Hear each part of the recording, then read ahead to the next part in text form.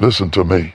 Some of you have been standing in hallways so long that you forgot what room you were called to walk into. You've been knocking.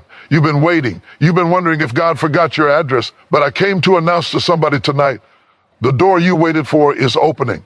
Not the door you forced, not the door you explained, not the door you beg people to unlock, but the door that only opens when timing meets obedience and faith meets endurance. You thought the delay meant denial, but the delay was preparation. You weren't being ignored. You were being positioned. And now what was closed to protect you is opening to promote you. Touch your neighbor and tell them, move your hand off the knob. God is opening this one. Let me slow this down and talk to you, because some of you are frustrated, not because God said no, but because he said wait. You've been standing in a hallway that feels too narrow for your dreams. A space that doesn't look like promise, doesn't sound like favor, and surely doesn't feel like progress. You thought you would be further by now. You thought by this age, this season, this prayer count, something would have opened already. But instead, here you are between what was and what will be, leaning on the wall of uncertainty, asking yourself if you missed it. But hear me clearly, the hallway was not wasted time. You didn't get stuck, you got shaped. You didn't lose momentum, you gained maturity. God did not park you, he positioned you. Because what you call a delay, heaven calls development. And what you think is silence is actually instruction happening beneath the surface.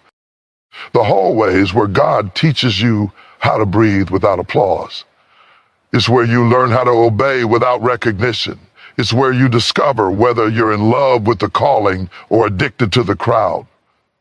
Because if God opened the door too early, the room would have crushed you. You would have confused access with readiness and visibility with authority. Some of you are asking, why am I not moving? When the real question is, why am I still becoming? You're growing muscles you didn't know you needed. You're developing discernment that only comes from disappointment. You're learning how to hear God without the noise of success interfering with his voice. The hallway teaches you patience, not as punishment, but as preparation. Because patience is not passive, it's powerful. It trains you to wait without whining, to trust without proof, to stand without leaning on people who can't carry your weight. And if you can't wait well, you won't walk well. You'll rush into rooms you're not emotionally, spiritually, or mentally equipped to sustain. In the hallway, God removes your crutches. The things you depended on before no longer work. Old connections dry up, old methods fail, old confidence cracks, and you think God is taking things from you, but he's actually stripping you of dependencies that would limit you in the next season. He's teaching you how to lean on him when there's no door in sight. Some of you are embarrassed by the hallway. You don't like explaining why nothing has changed. You're tired of answering questions about when it's going to happen. But what you don't see is that heaven is watching how you carry yourself when nothing is opening yet. Are you still faithful? Are you still kind? Are you still obedient when the hallway feels longer than it should? Because character is not proven on platforms. It's proven in passageways. The hallway exposes your motives. It reveals whether you want the door for impact or for image, whether you want influence or validation. And God will not promote insecurity. He will not accelerate pride. He will not give you a microphone when you still need affirmation to survive. So he lets you wait. Not because he enjoys your discomfort, but because he loves your future too much to rush it. And here's the part you need to hear. Nothing learned in the hallway is wasted. Every tear trained you, every delay disciplined you, every closed door sharpened your hearing. You now pray differently, you move differently, you discern differently. You don't chase what once excited you. You don't beg for rooms you no longer fit. The hallway slowed you down so you wouldn't run past the door when it finally opened. You've learned how to sit with yourself. You've learned how to survive without constant confirmation. You've learned how to hold faith when there's no evidence supporting it. That kind of faith cannot be taught. It must be lived. And when the door opens, and it will, you won't walk in desperate. You won't walk in insecure. You won't walk in trying to prove something. You'll walk in steady, rooted, and ready, because the hallway taught you how to carry the weight of what you prayed for. So stop apologizing for where you are. Stop calling it a setback. Stop letting the enemy convince you that time has been stolen. The hallway was holy ground. It was God's classroom. It was your training ground. And the reason you survived it is because what's on the other side requires everything you learned while you were waiting. The hallway was not wasted time. It was necessary time. Let me speak to the part of you that still feels rejected by what didn't open, because some doors didn't close to hurt you. They closed to save you. There are moments in life when we interpret resistance as rejection, when in reality, it is restraint. We assume that if something didn't work out, it must mean we weren't good enough, spiritual enough, prepared enough. But sometimes the door closed, not because you lacked value, but because the environment behind it lacked safety for the version of you God was forming. Closed doors are often divine protection. There were rooms you were desperate to enter that would have celebrated your gift while slowly destroying your soul. Places that would have applauded your performance but exploited your vulnerability. Relationships that looked like opportunity but were actually assignments in disguise, designed to drain, not develop you. And God, in His mercy, said no when your emotions were screaming yes. You thought you were being blocked, but you were being covered. Some of you are still mourning doors that slammed shut. You replay conversations, emails, interviews, and moments when you were almost chosen. You keep asking, what did I do wrong? But what if the better question is, what did God see that I couldn't? Because He sees traps dressed like blessing. He sees exits you would have ignored because your desire was louder than your discernment. There are things you prayed for that would have broken you if God had answered too soon. You didn't yet have the boundaries to survive them. You didn't yet have the confidence to say no inside the room. You didn't yet have the wisdom to recognize manipulation, burnout, or compromise. And God refuses to promote you into something that requires a strength you haven't built yet. So He shut the door, not angrily, not punitively, but lovingly. Some doors closed because staying would have required you to shrink, to dim your voice, to tolerate disrespect disguised as process, to normalize chaos and call it growth. And God will not let you succeed in spaces that demand why. You abandon yourself. You were protected from agreements that looked good on paper, but would have cost you peace. From alliances that would have tied your future to people who couldn't carry your weight. From rooms that wanted your output but not your well-being. And when you couldn't see it, God stepped in as your defense. That closed door was God saying, this is not how your story ends. You wanted comfort, but God wanted longevity. You wanted access, but God wanted alignment. You wanted it fast, but God wanted it safe. And here's what's hard to accept. Protection doesn't always feel like love when you're in the moment. Sometimes it feels like disappointment, like confusion, like unanswered prayer. But just because it hurt doesn't mean it harmed you.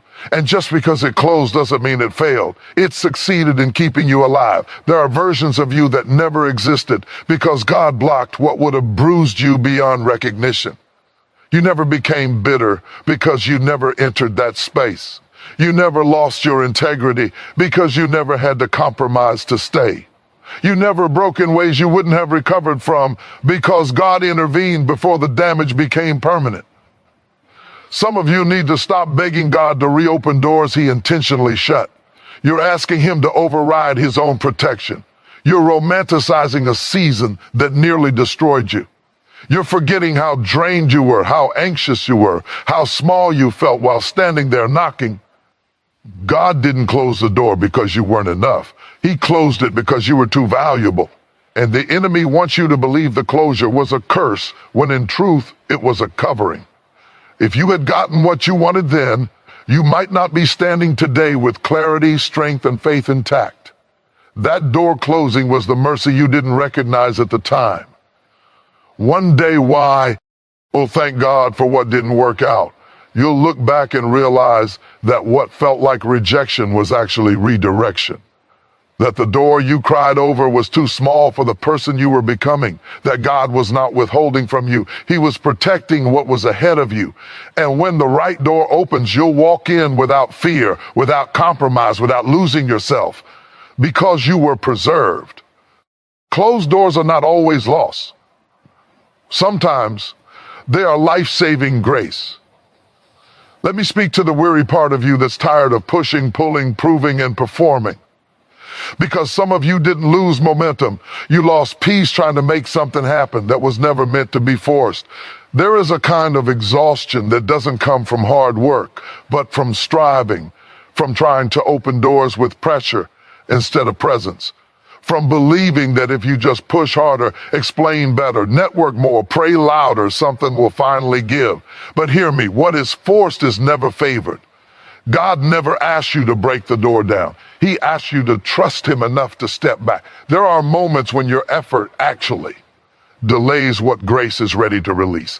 Because when you're forcing, you're speaking a language that says, I don't believe you'll do it unless I interfere.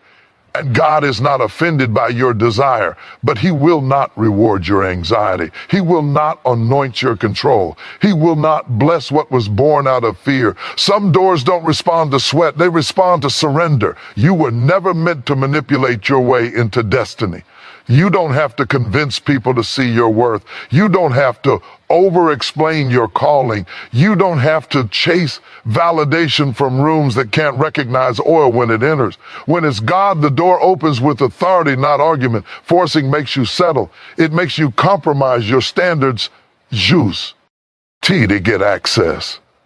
It makes you tolerate misalignment because you're afraid of missing your moment. But God would rather delay you than damage you. He would rather slow you down than let you arrive depleted, insecure, and unsure. Some of you are tired because you've been knocking on doors God never told you to touch. And every time you force it, you leak peace, you lose joy. You start resenting the very thing you once prayed for. That's not blessing, that's bondage. Grace does not require you to beg. It does not demand you perform. It does not ask you to abandon yourself to be accepted. When God opens a door, it opens without you having to lose your integrity to fit through it. Let me tell you what forcing looks like. It looks like staying where you're not respected because you're afraid of starting over. It looks like overworking to prove you deserve a seat that should have been offered freely. It looks like chasing people who are comfortable with your absence. And God says, why are you trying to convince what I never assigned? The moment you stop forcing is the moment you make room for faith. Stepping back is not quitting, it's trusting. It's saying, if this is for me, it will come to me without me losing myself. It's releasing control and allowing God to move in ways you never could. Because God doesn't need your stress to accomplish his purpose. He doesn't need your manipulation to create momentum. He doesn't need your hustle to open what he has already authorized. Grace works faster than effort. You can run ahead of God and still miss the door. Or you can walk with him and arrive right on time, because timing is not about speed. It's about alignment. And alignment requires stillness. It requires discernment. It requires the humility to admit that rest is not laziness, it's obedience. Some of you are about to experience a breakthrough the moment you stop TR. Ying to manufacture one. The door you're worried about is not stuck. It's sealed until the right moment. And when that moment comes, you won't need a strategy meeting. You won't need a backup plan. You won't need to rehearse your worth. The door will open because heaven said so. And when it opens, you'll know it was God, because it will come with peace, no confusion, no chaos, no inner resistance, just clarity. You won't have to chase it. You won't have to defend it. You won't have to fight to stay. You'll walk in knowing this wasn't force. This was favor. So take your hands off the door. Stop leaning your full weight against something God never told you to carry. Stop exhausting yourself trying to prove what God already approved. Release the pressure. Release the panic. Release the need to control the outcome. Because what's truly yours doesn't require force. It requires faith. And faith knows when to step back and let God open what only he can. Let me tell you something you don't hear enough when you're praying for open doors. An open door is not just an opportunity, it is an assignment. And every assignment demands a version of you that is strong enough to carry it. You keep asking God to open the door, but God keeps working on who you will be when you walk through it. Because access without transformation is dangerous. Promotion without preparation is costly, and elevation without evolution will expose you in ways you are not ready for. Some doors stay closed not because God is withholding, but because you are still becoming. The next room will demand more than your talent. It will demand your discipline. It will test not just what you can do, but how you respond under pressure. The door you're praying for requires emotional maturity, spiritual depth, and mental stability. And God will not open it until your character can survive the weight of the Kali. You cannot walk into a new season with old habits and expect a different outcome. Old reactions will sabotage new relationships. Old mindsets will distort new opportunities. Old wounds will bleed into places that require healing, not hurt. God is not trying to punish you. He's trying to protect the purpose inside you. There are patterns he's breaking before he grants you access. There are triggers he's healing before he hands you influence. There are insecurities he's uprooting before he puts you in rooms where opinions are loud and expectations are high, because the new door comes with new pressure, and pressure will reveal what you've refused to address. You don't just need a new door, you need a new posture. The door ahead won't tolerate ego. It won't reward immaturity. It won't excuse inconsistency. What worked in the last season will not work in the next one. God is upgrading your capacity because what you're asking for is heavier than what you've carried before. Some of you want the door, but you don't want the discomfort of change. You want new access without new accountability. You want new authority without new responsibility. But God is too wise to give you something that would expose your unhealed places. The version of you that survives this next room is calmer, not more chaotic, quieter, not more defensive, confident, not constantly proving, rooted, not reactive. And that version doesn't appear overnight. It is formed in obedience, reflection, and surrender. God is asking you to let go of behaviors that once protected you but now limit you. Coping mechanisms that helped you survive the past will sabotage your future if you carry them forward. You can't enter a room of peace while dragging baggage from seasons of pain. Some doors require you to forgive before you enter. Some require you to rest. Some require you to confront yourself honestly. And that inner work is not optional. It is required, because when the door opens, everything hidden will be tested. The pressure of visibility will reveal whether you built your identity on applause or on truth. And God wants you to stand secure, not shaken, whole, not hollow. You're not being delayed, you're being refined. And refinement is not comfortable. It stretches you, it challenges you, it forces you to grow past who you've always been. But the door you're waiting on doesn't open to the old you. It opens to the transformed you.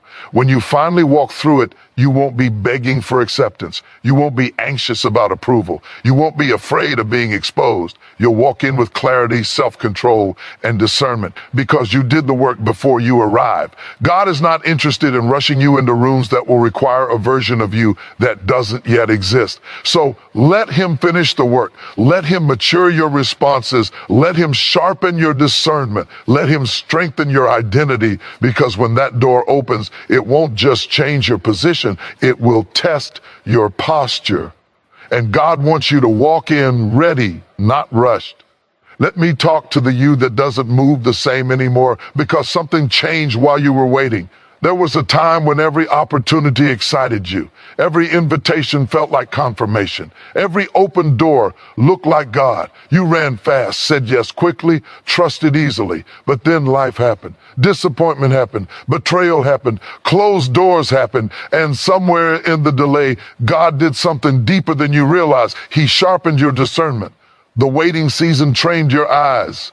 You no longer rush just because something is available. You no longer move just because something sounds good. You've learned the difference between open and assigned, between loud and led, between opportunity and alignment. And that wisdom did not come from success. It came from delay. Delay has a way of quieting the noise. When nothing is opening, you stop chasing everything. You slow down. You listen differently. You pray more honestly. And in that stillness, God teaches you how to recognize his voice without needing a crowd to confirm it. You learn how to sit with a decision instead of reacting to it. You learn how to say no without guilt and yes without fear. The delay exposed how often you confuse movement with progress. Now you understand that just because a door is open doesn't mean it's yours. Some doors are open to test your discipline. Some are open to see if you'll abandon your standards. Some are open simply because the enemy knows you're tired of waiting. And if you hadn't been delayed, you would have walked into rooms that would have cost you peace, purpose, and direction. But the delay slowed you down enough to notice red flags you used to ignore. You now feel resistance before you make decisions. Not fear, discernment. A quiet check in your spirit that says, this looks good, but it's not right. And you trust that voice now. You don't override it just to avoid disappointment. You've learned that peace is a better confirmation than excitement. The delay trains you to wait for clarity, not convenience. You don't need every detail, but you need alignment. You need assurance that this move won't pull you away from who God is shaping you to be. And that maturity only comes from seasons where nothing moves unless God says so. Some of you are grateful now for the doors that didn't open quickly, because if they had, you would have said yes from desperation instead of discernment. You would have compromised just to escape the hallway. But waiting healed your urgency. It broke your addiction to rushing. It taught you that God's timing is not late, it's protective. You now ask better questions. Not does this look good, but does this feel right? Not will this advance me, but will this align me? Delay taught you that timing matters just as much as opportunity, that even good things can be wrong if they come too soon. And you stopped blaming yourself for not moving fast. You started trusting God for making you wise. There is a calmness in you now that didn't exist before. You don't feel the need to explain your decisions to everyone. You don't need to announce your moves. You're comfortable waiting until the door opens with clarity instead of forcing one with confusion. That is discernment at work. And here's the beauty of it. When the right door opens, you'll recognize it. Not because it's flashy, not because it's loud, but because it will carry peace. It won't require you to rush. It won't demand you abandon your values. It won't confuse you or leave you anxious. It will feel steady, clear. Right. And you'll walk into it without second guessing yourself. The delay gave you that gift. You don't chase everything anymore because you know your assignment specific. You don't fear missing out because you trust that what's meant for you won't require panic. You've learned that discernment is developed in quiet seasons, not busy ones. The delay trained you to recognize God's timing. Now you don't move ahead of him and you don't lag behind him. You wait for the release. And when it comes, you move with confidence, not confusion. So don't despise the season that taught you how to listen. The delay didn't just slow you down, it wised you up. And that wisdom is what will keep you when the right door finally opens. Let me remind you of something the enemy hopes you forget. When God opens a door, it does not come with a vote. It doesn't need approval. It doesn't need permission. It doesn't wait for consensus. When God opens a door, authority has already spoken. Some of you are still looking over your shoulder, wondering who might try to stop you, who might question you, who might resist you. But you're worrying about voices that don't outrank the one who sent you. You're measuring opposition instead of measuring assignment. And God says, why are you intimidated by what cannot override my will? If God authorized it, opposition is irrelevant. People may not like it. They may not understand it. They may not support it. But support was never the source. God was. And when God opens a door, it does not hinge on human validation. It moves on divine declaration.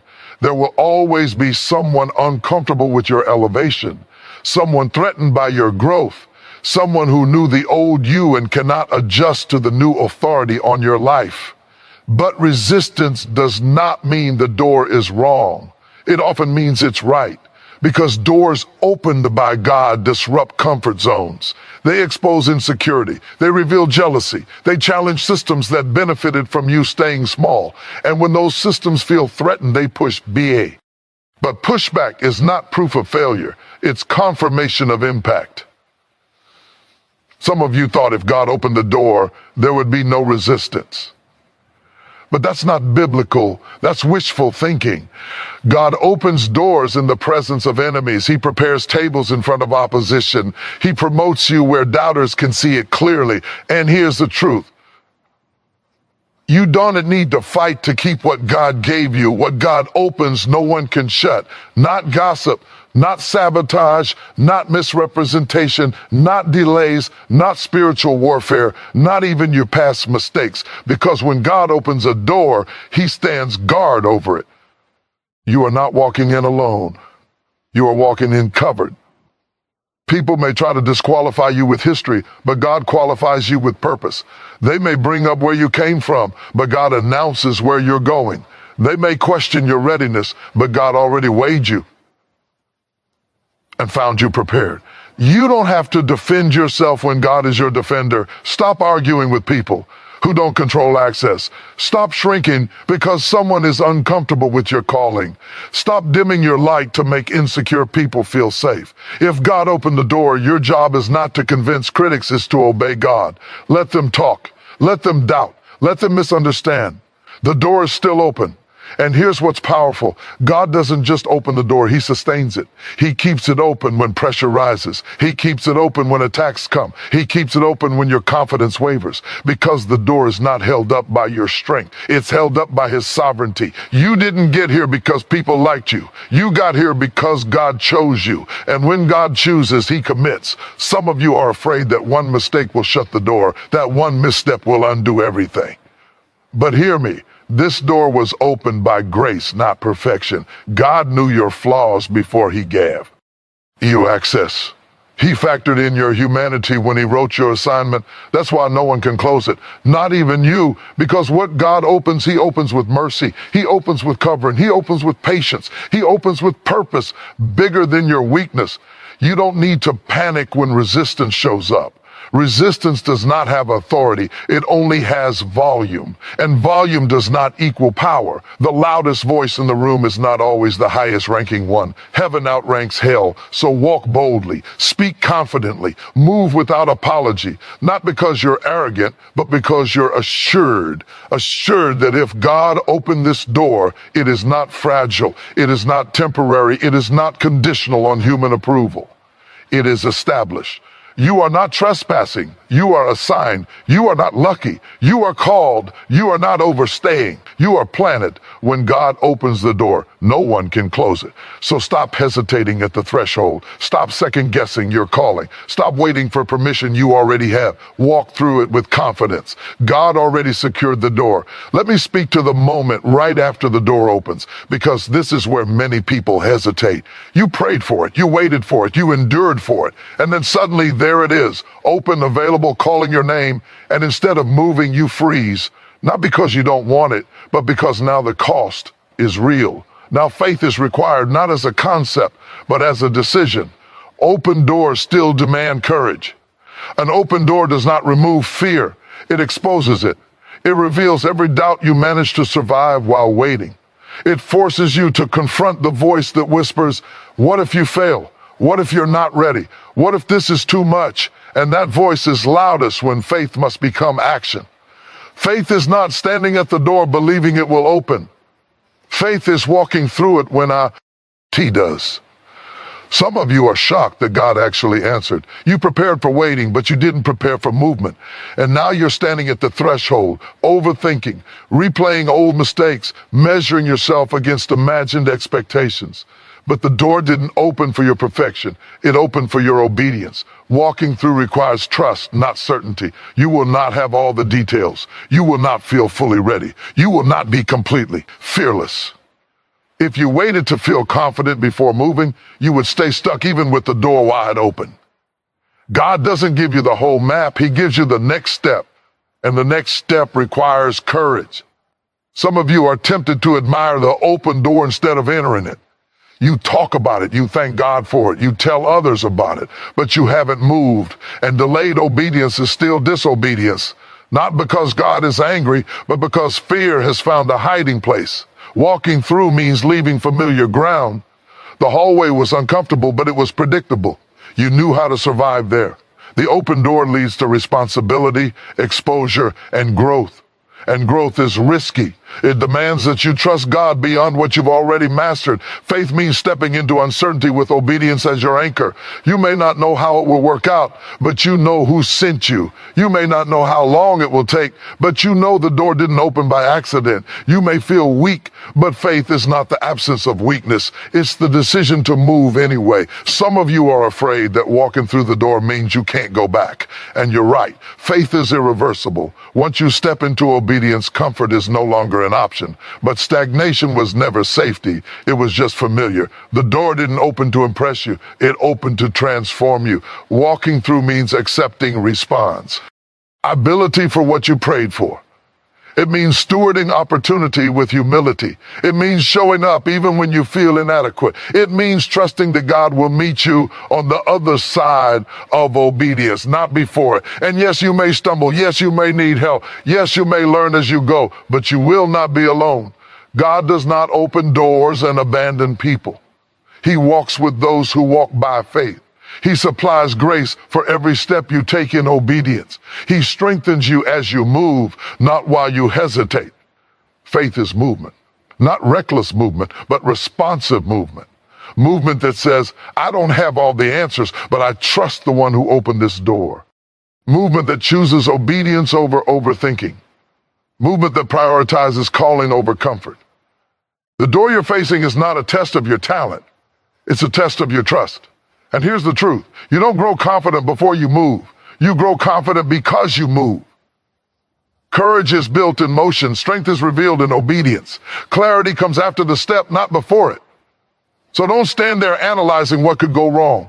Don't let fear disguise itself as wisdom. Don't wait for perfect conditions that will never come. Step with trembling faith. Step with imperfect confidence. Step with the assurance that obedience carries grace. The door is open, but faith is what gets you through it. And when you walk through, you won't just enter a new space. You'll become a new version of yourself. Let me bring this to a landing, because this is not just something to understand. This is something to receive. There comes a moment when waiting ends, not because you're tired, but because God is finished. Finished preparing, finished aligning, finished positioning, finished teaching you what you needed to know in the quiet. And that moment doesn't always come with fireworks. Sometimes it comes with a simple, holy shift where you realize this is no longer a season of knocking. This is a season of entering. Some of you have been living like beggars at doors God already unlocked. Still asking, still pleading, still wondering if you're allowed to walk in. But heaven already signed off on this. The delay expired. The resistance broke. The preparation completed. And now the only thing left is your response, because open doors don't wait forever. They require discernment, courage, and obedience all at once. And the danger in this moment is not rejection. It's hesitation, standing at the threshold too long, analyzing instead of advancing, looking for one more sign, duck. And the open door itself is the sign. This is not the time to shrink. This is not the time to downgrade your expectations to match your past. This is not the time to let old voices talk you out of new territory. You didn't survive what you survived just to stand still at the edge of promise. You didn't endure the hallway to admire the doorway. You are not here by accident. You are not late. You are not underqualified. You are not trespassing. You are walking into something that was scheduled long before you understood it, generations before you prayed for what you're about to step into. And heaven is watching not to see if you're perfect, but to see if you're willing. This is the moment where faith becomes visible. Not in what you say, but in how you move. Not in what you feel, but in what you choose. Because believing God in private is one thing, walking into what He promised in public is another. And yet, this is where glory lives, on the other side of obedience. Some of you are still carrying the posture of survival into a season of arrival, still bracing for loss, still expecting disappointment, still guarding yourself from hope. But you cannot enter fully while still preparing for collapse. This door is not opening to harm you. It's opening to host you. Lay the fear down. Lay the old narratives down. Lay the insecurity down. You don't need to knock anymore. You don't need to explain anymore. You don't need to prove anymore. The season of convincing is over. The season of walking is here. And when you step through this door, don't rush like you're afraid it will close. Walk like you know who opened it. Walk with reverence. Walk with confidence. Walk with gratitude. Walk with authority. Because this door didn't open to tease you. It opened to transition you. You are stepping into rooms where your voice will matter, where your presence will carry weight. W. Here, your obedience will create impact far beyond you. And yes, there will be learning curves. Yes, there will be stretching moments. But growth is not punishment, it's confirmation. This is what answered prayer looks like. It doesn't always feel dramatic. Sometimes it feels quiet, steady, undeniable, a sense of rightness that settles in your spirit and says, it's time. And when that moment comes, you don't look back at the hallway with regret. You honor it for what it gave you: strength, wisdom, discernment, faith. You don't rush forward in arrogance. You move forward in assurance. This is not your season to knock. This is not your season to wait. This is not your season to ask if you're ready. This is your season to enter. Enter with humility. Enter with courage. Enter with obedience. Because the door you prayed for, cried for, endured for, and waited for is not just opening. It's open. And the only question left is not whether God is ready. It's whether you're willing to walk through it. Let me close it like this. What you are standing in front of right now is not coincidence. It is culmination.